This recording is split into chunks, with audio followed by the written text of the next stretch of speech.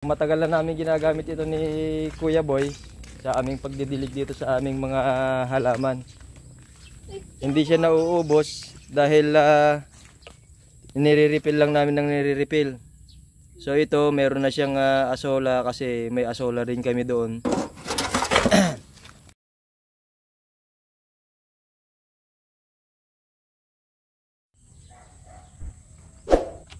Hello mga gagayam, love and light po para sa ating lahat. In this video, gagawa kami ng unlimited organic liquid fertilizer ni Kuya Marcos. Kaya papaitan. Papaitan, oh.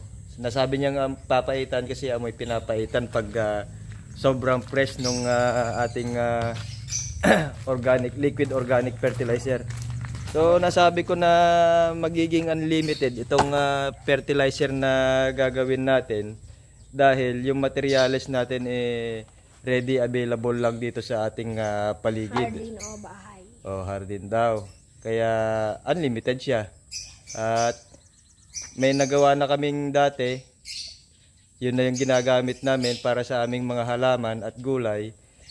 Gagawa pa kami ng panibago. Kasi yung una pang land plants ni Papa, yung sa akin naman yung sa pang aquatic plants ko. Oh, pwede na rin sa aquatic plants yun. Pang sa asola ko tapos lotus.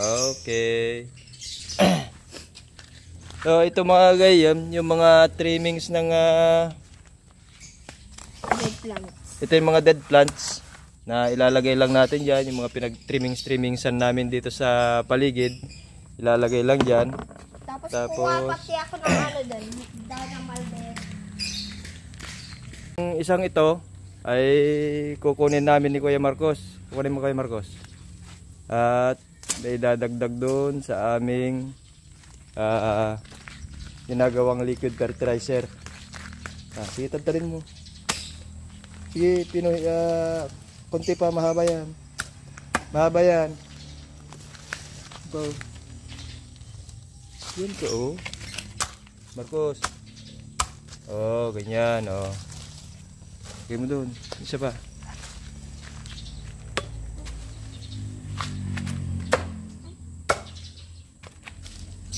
Yan.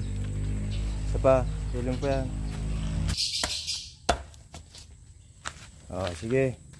Very good. Oh, ganyan lang yan hanggang sa mapuno yung inyong bin. Meron pa rin kaming pinagbalatan dito ng kasaba. Kaya mapikain. Kahit ano nang galing sa kusina na biodegradable ay ilagay na rin natin dito sa ating compost. Yan. Siyempre walang plastic yan na nakakasama. Kasi bad yun sa environment. Oh, lagyan mo na ng tubig Kuya Boy. Kukuha pa ako ng mulberry leaves. Oh, mulberry leaves. Halika guys. Okay. Excited si Kuya Boy. Wala naman na. Ay, putol na lahat. Oh, ayan, kunin mo yan tong mulberry leaves na yan, oh. Lalaki ng mulberry, ah.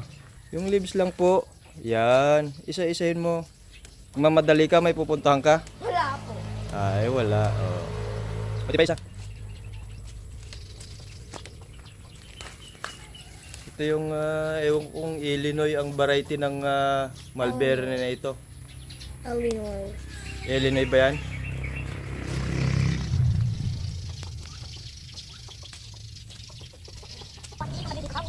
Oh, ito rin gawin natin talaga. Okay, good na. Kuha pa tayo ng dahon ng Madre de Cacao. Madre de Cacao, yun na yung Madre de Cacao. Ito yung Madre de Agua. Oh, kuha ka rin yung Madre de Agua. Kunin mo kayo, itakin mo na. Ayaw mo? Sige, yan na lang.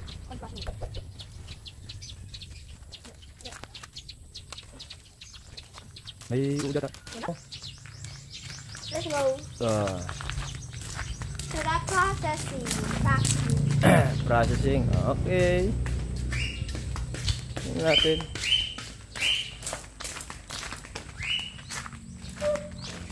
There we go.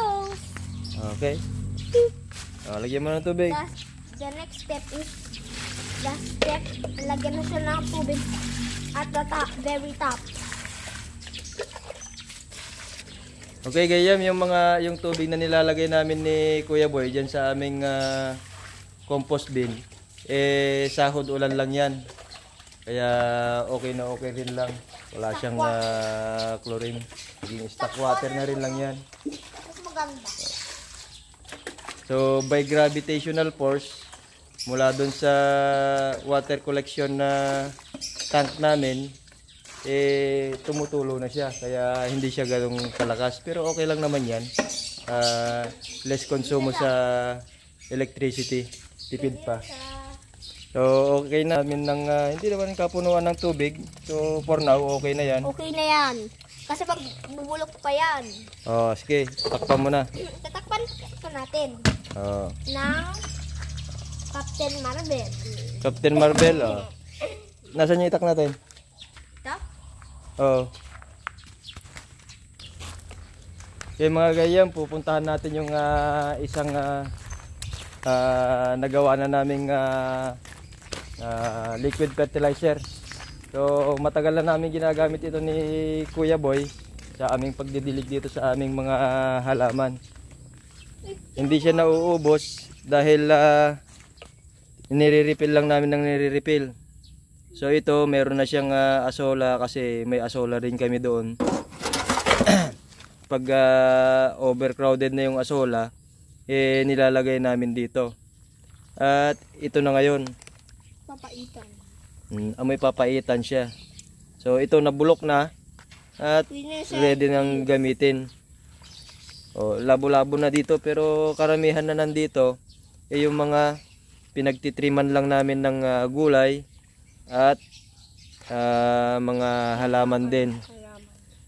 So ito hindi naman ito ididilig ng ganto kapuro. Dinidilute din ito sa tubig. Yung tama lang ba na pangdilig. So yan ang magiging final result nung ginawa natin. Kasi yon hindi pa pwedeng gamitin, fresh pa yon. So pag naubos na yung tubig, dagdag lang ng dagdag ng tubig. Tapos dagdag tapos ng raw material. Magdagdag ka rin ng mga pwede mong makukunan ng mga dahon-dahon at yan na. So mayroon ka ng unlimited na organic liquid fertilizer. At maganda nga yan sa mga tanim natin na halaman at mga gulay na rin.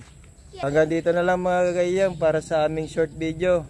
Hanggang sa muli. Paalam. Subscribe kayo tapos i-like itong video tapos i-click niyo yung bell icon para updated po kayo sa sa videos namin na bago. Okay. Paalam. Paalam daw ulit.